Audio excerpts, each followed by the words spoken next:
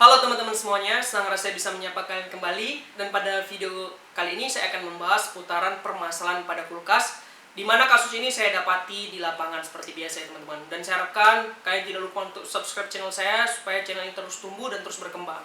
Nah teman-teman, jadi di sini aku mau ngasih edukasi apabila kalian, baik pengguna maupun teknisi, yang mendapati kerusakan-kerusakan yang seperti saya alami.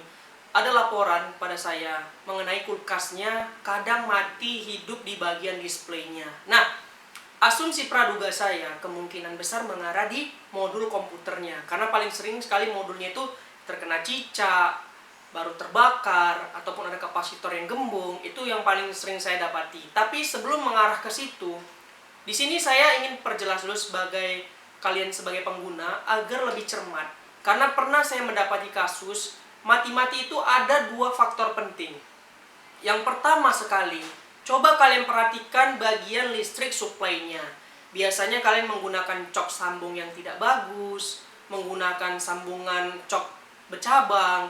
Hal itu dapat mengakibatkan listrik itu kendur ataupun goyang sehingga dapat membuat kulkas mati-mati. Nah, itu opsi yang pertama.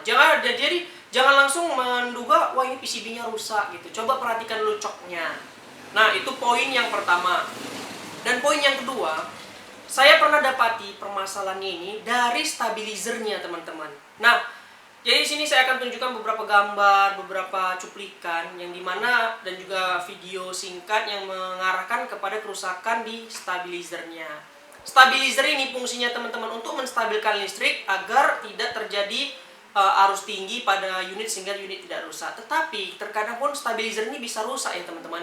Yang seharusnya dia memberikan tegangan yang normal di 220, malah dia turun ke 190 dan bahkan nanti dibebankan dengan kulkas, stabilizernya itu bisa mati. Nah, jadi teman-teman di sini saya akan menunjukkan contoh stabilizernya ya. Nah, ini teman-teman. Ini adalah contoh stabilizer punya saya, ya kan? Jadi kalau ini misalnya dicok stabilizer ini, maka dia akan mengarah ke atas 220 volt. Nah, tapi kalau misalnya keadaan stabilizer ini rusak, dia biasanya bergoyang, dia seharusnya kan stabil dia jarumnya. Tapi kalau dia bergoyang atau dia di bawah 220 di tengah-tengah menunjukkan ke 150, berarti stabilizer ini dalam keadaan rusak, teman-teman. Nah, ini pun bisa menyebabkan kulkasnya itu bisa mati-mati. Nah, itu poin pertama tadi mengenai kelistrikan, cok jangan dicabang-cabang.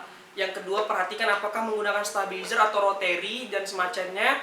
Pastikan dulu itu bekerja dengan baik atau tidak. Dan yang ketiga, misalnya tetap kalian lihat semuanya aman, barulah mengarah ke modul komputer di kulkasnya. Nah, jadi itu teman-teman 3 poin yang harus kalian perhatikan apabila kulkas kalian mati-mati. Biasanya aku menggunakan metode itu, mudah-mudahan penyakitnya ketemu dan kulkasnya dapat diperbaiki dengan baik dan benar ya. Oke teman-teman, mungkin itu saja yang dapat saya sampaikan seputaran permasalahan kulkas yang mati-mati.